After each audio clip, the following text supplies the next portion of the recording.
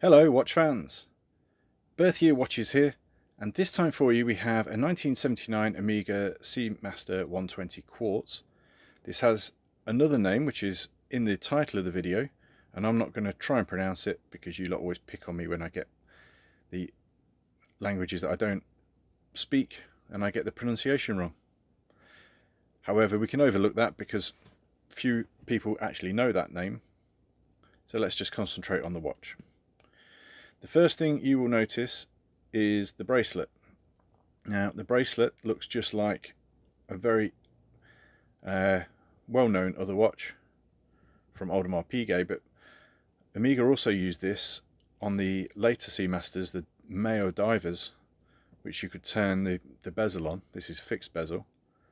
So that case and that bracelet, or certainly very, very similar ones if it wasn't the same, were used on that. Now, unlike on a Royal Oak, these are gold-plated links, so they are showing some marks.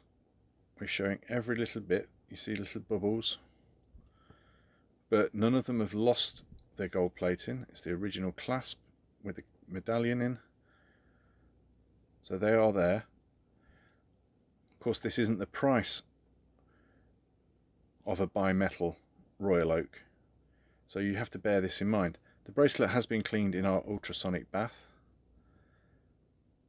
There are a couple of little marks around the lug holes, mainly this one. Case is in unpolished condition but quite good.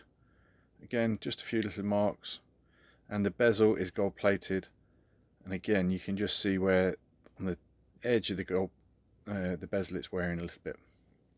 What has worn is the crown.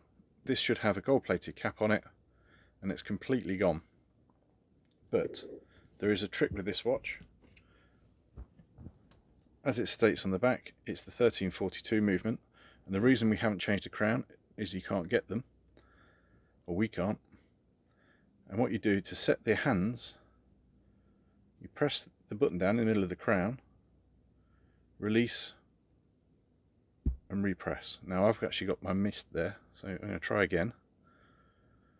So press the button down, watch stops, and you can see that it motors round.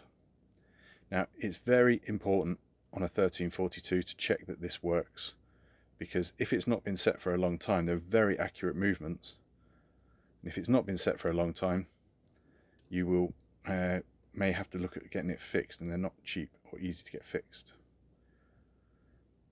So adjust the hours separately. You can pull the crown out to the first position, and this also quick sets the date, as you see. So you are not stuck if you're in a different time zone, if you're on a plane, changing. It's rare that you have to do this, which is why sometimes they seize, because they're just not used. And it's protected well. Quite a scarce watch. At time of press, there's not another single one on Chrono 24. And a very attractive watch.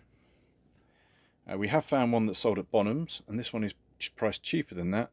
Theirs didn't have any warranty, this one does. And the link to that is also on our website, which we've put a link to in the comments below. So if someone is happy to pay £1,200–1,500 or more for a Belova Royal Oak that's not a Royal Oak, what price is an Omega Seamaster that has the similar bracelet? I've got to say, these bracelets do the best wrist roll on any bracelet, more so on the Royal Oak because it is a more expensive watch with better materials. But this is not a shabby compromise. Thanks for watching. See you next time at birthyearwatches.com.